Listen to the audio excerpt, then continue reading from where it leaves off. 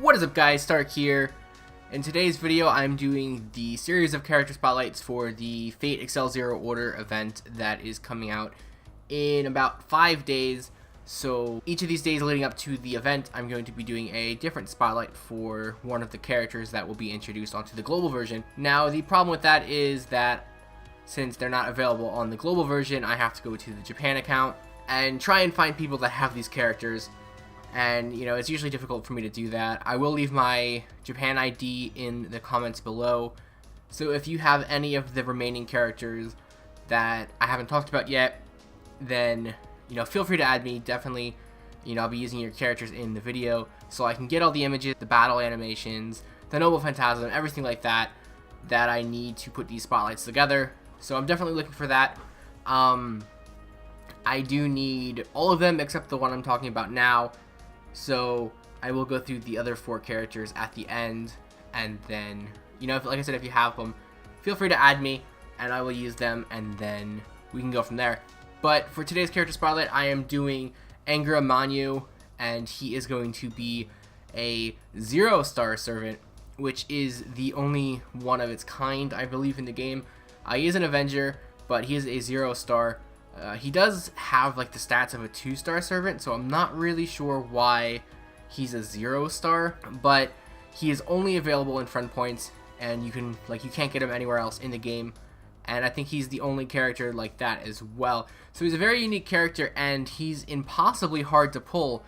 So you would think that he would be like really good, but unfortunately this character is not very good at all. He does have his uses, and he can find his spots onto teams if you're building around him, but overall he's very lackluster for the amount of effort you have to put into attaining him and leveling him up, because he needs quite a lot. Anyway, like I said, he does have about the same stats as a 2-star, so you go up to level 65, and at level 65 he will have 5,683 attack, and he will have 7,981 HP. So as you can see there, his stats are extremely low. He will rank 103rd out of 110 in attack and 98 out of 110 in HP. So I'm adding all the other characters into the total pool, but he's very low on the stats. And then if you do decide to max him out, which I don't know if is a good idea or not, but you will end up with 10,235 attack and 13,518 HP. But anyway, first up is Tallrich C. This will decrease critical hit rate for 3 turns on a single enemy.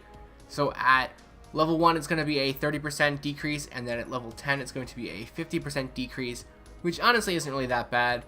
And then for his second skill it's going to be the Tallrich C, which will decrease charge for 1 enemy and then also decrease their attack for 3 turns. So again, this isn't really that bad of a skill. You're going to be doing a lot of debuffs for this character, and honestly, the first 2 skills are very good, and the decrease for attack at level 1 will be 10%, and then it goes up to 30% at level 10.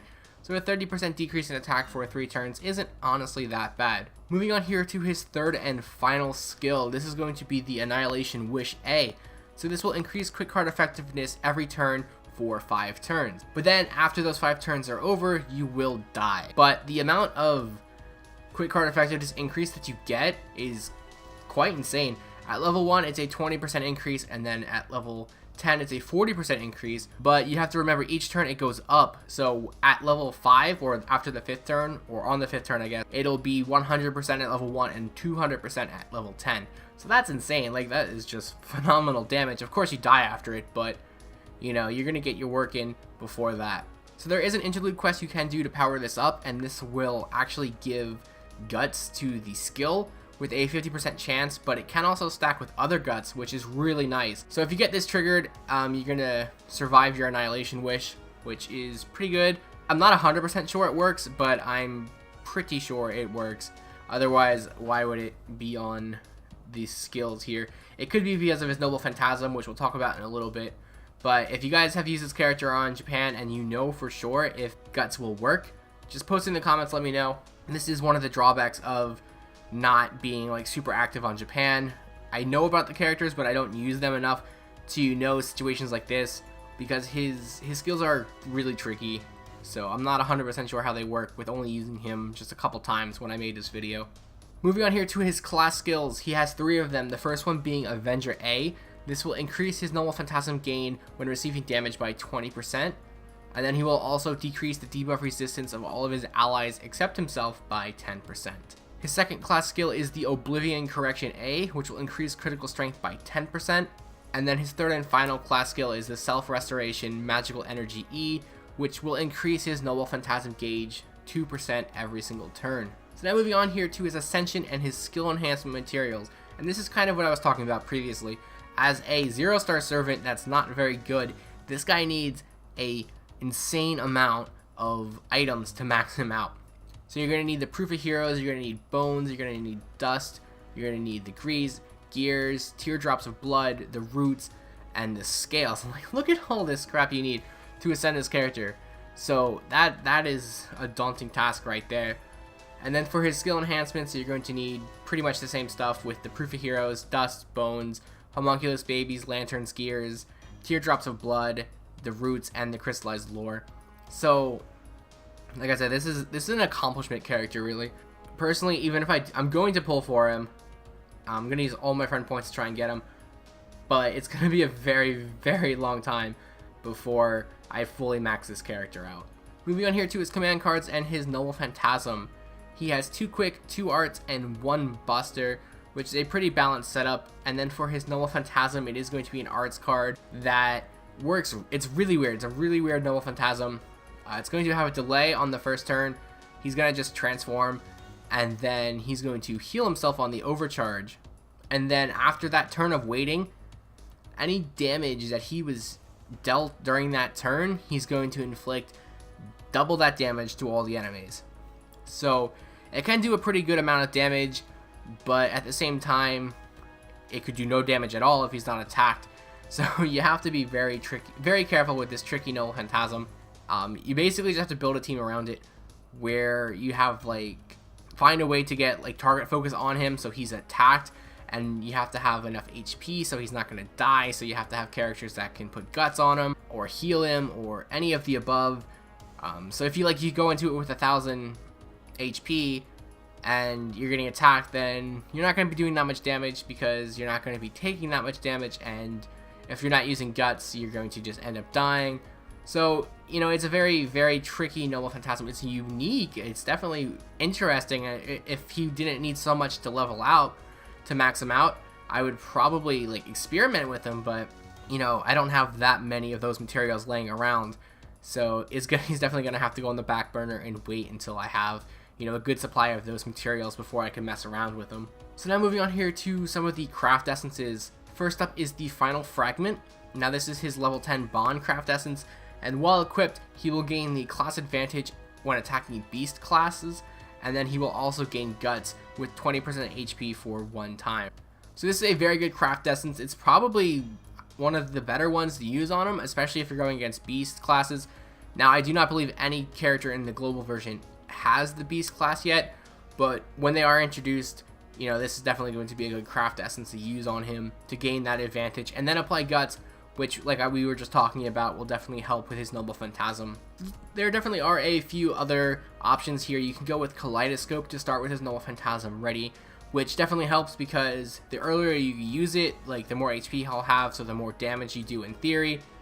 And you could definitely use it as a wave clear or something like that. Like I said, it's very tricky to get this thing to go off properly, so maybe Kaleidoscope's not really the best option you could use, but it will definitely help get his Noble Phantasm ready to go whenever you do decide to use it.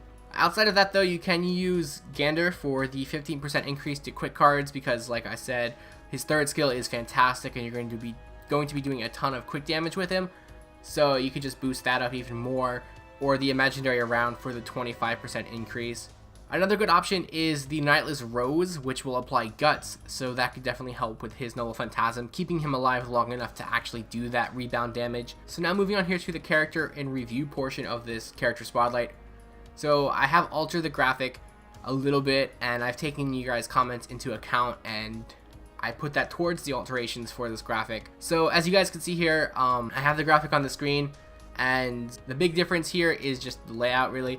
So instead of having the 4 portraits, which I talked about having that problem where they were all grayed out, I decided to scrap that and just put the initial sprite portrait, or not really the sprite, but the one portrait you see at the beginning, and every character will have that. It's not grayed out or anything like that. So I decided to throw that on there as well. And then someone also mentioned having the star ratings have all of them there and black out the ones that I'm not using. So since he's a 0 star, I just have all 5 of them blacked out. So I thought that was a very good idea as well. I do apologize for not remembering the names, but you know who you are, so thank you for the ideas.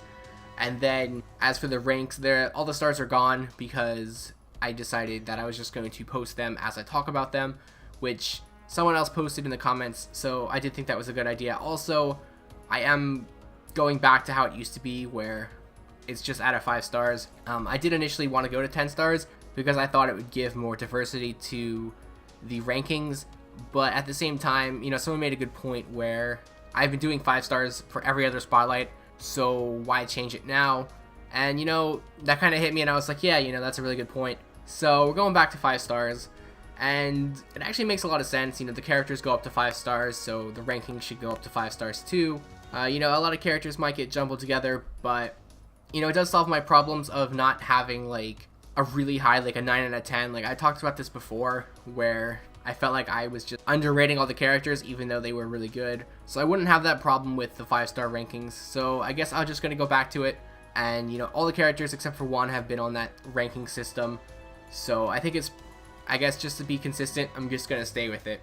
Anyway though, enough rambling here. So we're going to talk about his stat rankings first. And he's going to get half a star. I've talked about this before. He's got very terrible stats, so he really doesn't deserve anything more than that. I was thinking about giving him a 0 in stats to play off of his 0 star rating, but I decided against that, and I did give him a generous half a star. So moving on here to his skill rankings. He's got some pretty solid skills, honestly. So I'm going to award him 2.5 stars overall for his skill rankings. His 3rd skill is insanely good. You could do a ton of damage with it. There is the drawback that he dies, but it does give you 5 turns. So if you time it properly, you can make the most out of it, and he probably won't even die at the end of the fight. Or sometimes it doesn't even matter if he dies, because then you could swap him out for somebody better. But yeah, it's a solid set of skills, so 2.5 stars. So now moving on here to his normal Phantasm rating. I am going to give him 3 stars overall in this, and I'm not 100% sure that I agree with that. It might be a little bit lower, but he can do some pretty good damage, and I really do appreciate the uniqueness of the Noble Phantasm, so that's why I definitely wanted to give it 3 stars here. But there is that huge drawback where if you're not attacked, then you don't do any damage with it, which is kind of why I want to drop it just a little bit, maybe 2.5 stars. I also think if you're going to use this character, you're going to build around this character, so the odds that you're actually doing 0 damage with this character are extremely low. So I don't know, it might be a little bit too high, but I do think it does warrant it. It can do some pretty cool stuff if you are using the character in a proper team setup. Moving on here to his survivability, I'm giving him 1 star in this. You really couldn't expect too much more because, he's a 2-star servant with really low stats, and he has a skill that will instantly kill himself. So that really makes surviving the battle really difficult. So 1 star overall in survivability. Moving on now to Versatility, I am going to give him a 1 star as well in this, strictly for the fact that you have to build a team around this character, so you could only use him in those type of teams. You can't really throw him onto any sort of team and make him work. He has to be built to work specifically around himself, and that really drops the amount of teams he can be used on. So now for his overall rating, I'm giving him a 1.6 out of 5. Definitely not that good of a servant. And for the amount of effort you have to put into getting this character and leveling this character up, he definitely doesn't seem like it's warranted for the amount of effort you have to do. Which is unfortunate. This was a really cool, unique idea, and he definitely could have been a lot better of a character. But unfortunately, that's just the way it goes, so I will have to drop him and give him a 1.6 overall out of 5. So yeah guys, that's going to wrap up this character spotlight. As I said in the beginning of the video, I do need the other characters for rest of the batch. So I need Iskander, Irisveal, and then I need Emiya, Assassin. I also need the Hassan character. So if you guys have those characters on Japan, feel free to leave your ID in the comments, or just add me. I'm going to have my ID in the description. But yeah, I definitely greatly appreciate that for anyone who does have those characters who can add me. And hopefully I can get the rest of these characters out before the event comes out. I could have waited for them to come out on global, but I definitely want to stay on top of things and have the characters come out before the event, so you know who they are, what they do before the event comes out, so you can decide leading up to the event if you want to go ahead and use your courts to get these characters. So anyway guys, I'm going to leave you here with his Noble Phantasm, and I will see you guys tomorrow.